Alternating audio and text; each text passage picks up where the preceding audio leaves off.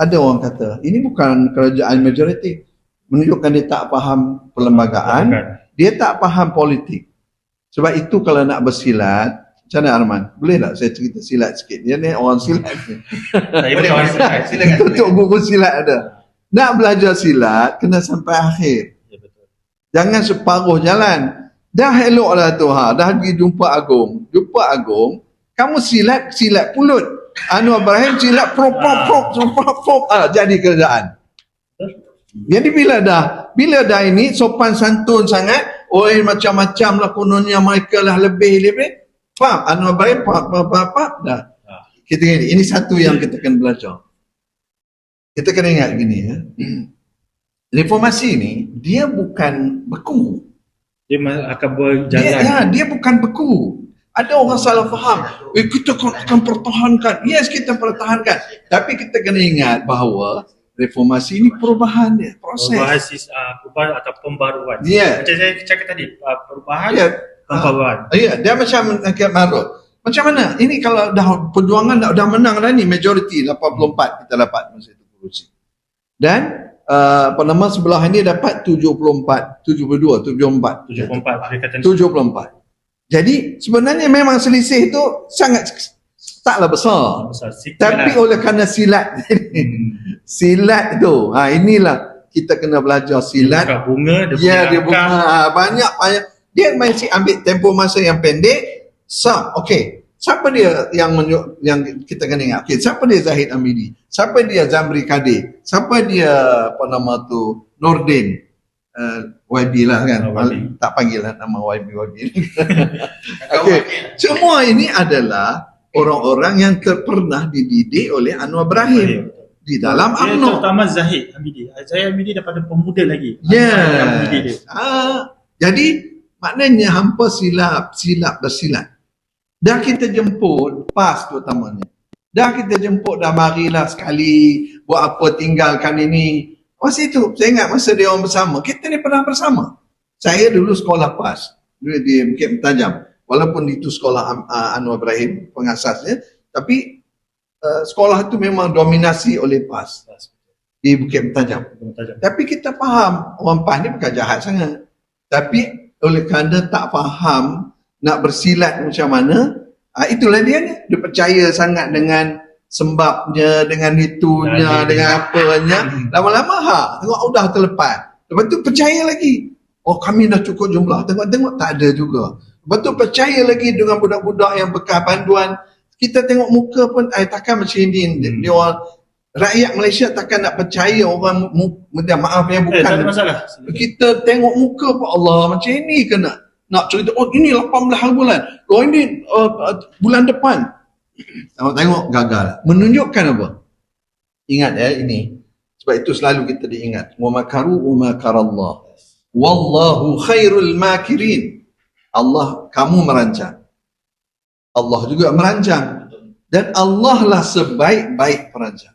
Nak jadi kerajaan ni bukan Anwar Ibrahim seorang-seorang je ni. Dia kena ingat ini ada takdir Allah Subhanahu wa ta'ala yang mengizinkannya. Dan saya berpesan kepada sahabat-sahabat yang telah berada di Putrajaya sekarang ini, jangan ulangi sekali lagi seperti mana yang tempoh berapa belas bulan tu? 22 bulan. 22 bulan. Saya sempat juga berada di sana sekejap.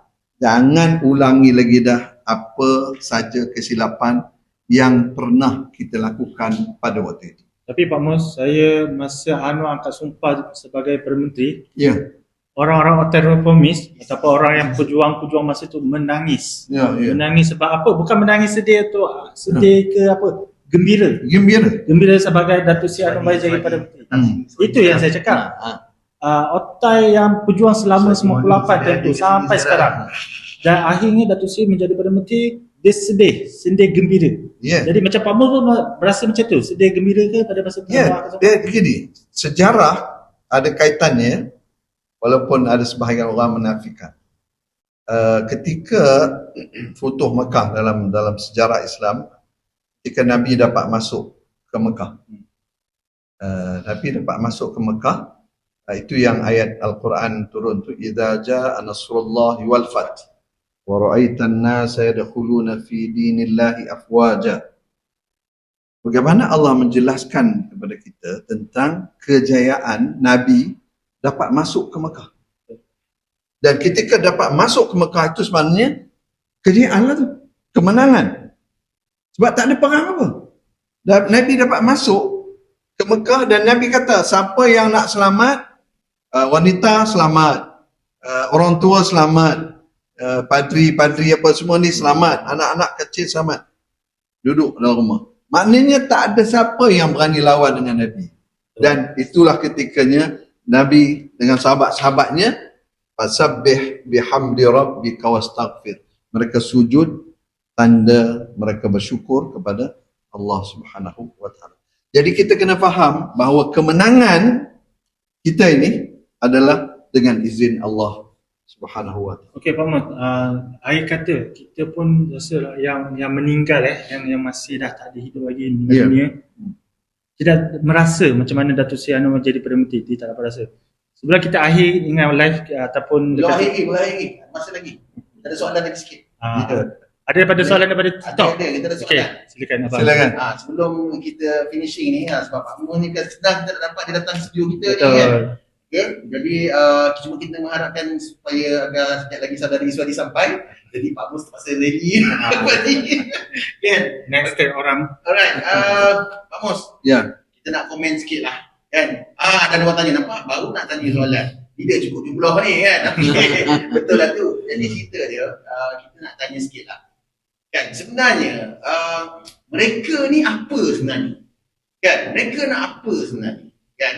Kalau kita lihat, mereka selalu menyamakan ya, situasi apa yang mereka lakukan sekarang ini sama seperti apa yang telah dilakukan oleh Anwar Ibrahim semasa beliau menjadi ketua pembangkang dahulu. Ya. Iaitu sentiasa menceritakan tentang SD, sentiasa menceritakan tentang jumlah apa dia panggil, maksudnya I have the numbers, selalu mereka memperejek-ejekkan benda itu.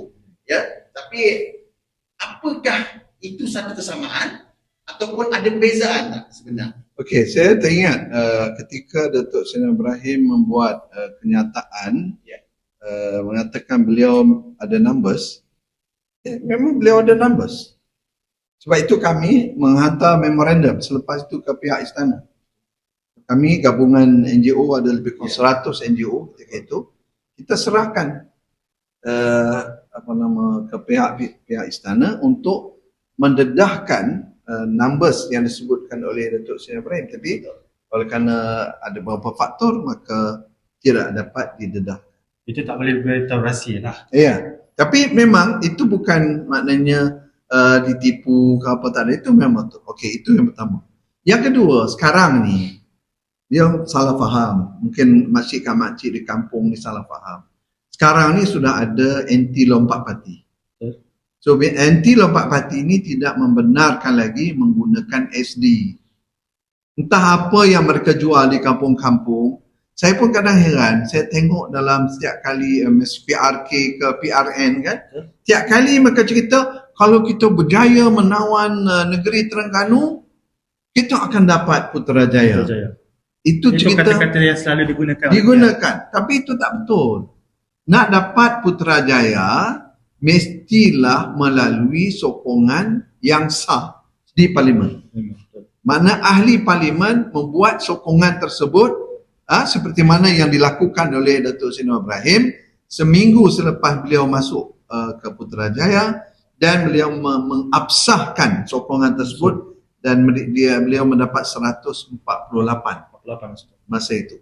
Dan yang ini tak difahami, dan kerana apa yang boleh jadi macam ini, sebab Cyber Troopers PN ini menggunakan hari-hari seolah-olahnya Anwar Ibrahim tak ada majoriti. Macam mana tak ada majoriti? Dia dapat sokongan di parlimen 148. Dan satu daripadanya yang mereka terlalu agungkan sangat ialah raja yang tak beraja ni. Raja yang duduk dekat UK. Apa punya fatwa ni nak dengar dia pula punya fatwa. Fatwa dia tak betul. Macam mana dia cakap, oh Anwar tak ada majoriti? Macam mana tak ada majoriti? Dah masuk. Sambil dia dah. menunjuk SD, nama-nama. Saya terkejut satu nama. Dalam PKR kita mengidapati, Taufik. Anak kepada Johari. Tiba-tiba nama Taufik. Saya cepat-cepat WhatsApp dia, saya tanya, Taufik, betul ke nama kau? Sebab saya dengan dia AMK. Saya boleh komunikasi dia. Adakah nama kau dalam SD? Kau percaya dengan Raji daripada UK? Dia pun cakap macam tu. Silakan. Okay, so maknanya kekeliruan ni sengaja diwujudkan supaya dia buying time. Betul. Jadi mereka, misalnya saya pernah buat dalam live saya mengatakan bahawa misalnya duit jatuh terlalu parah, itu boleh direkayasa Duit ini sangat tergantung kepada supply, demand dan ada beberapa faktor-faktor ekonomi yang lain. Dia bukan Malaysia yang terjejas ekonomi tapi dunia. Dunia, betul. Jadi maknanya apa lagi? Sebab itu kita mesti berhati-hati dalam isu-isu yang cuba dimainkan. Dia macam dia campak bola, kita tak semestinya ambil bola tu. Biarkan je dia jatuh sendiri, dia ni lah. Macam isu pencen-pencen ni lah kan. Isu pencen yang dimainkan. Tak apa, tenang dulu. Takkanlah, kita kena faham begini. Takkanlah kerajaan yang sedang mengejar semua koruptor ni, para koruptor ni, para perasuah ni, dan perasuah tu dikejar untuk apa? Untuk dapatkan balik duit-duit yang mereka rampas tadi, yang mereka bawa ke negara-negara luar. Tiba-tiba ada pula puak macam mana pula saya tengok, buat report polis. Kenapa? Kenapa mendakwa orang-orang yang macam ni? Saya pun macam pening. Kamu ni belajar dari mana ni? Yang nak kita selamatkan negara. Kalau wang-wang negara ni kita boleh dapat bawa balik, insya-Allah banyaklah yang kita boleh manfaatkan. Tapi tiba-tiba buat report polis sebab fitnah lah, sebab kenapa ni, lepas tu ada pula bawa masuk mahkamah pula.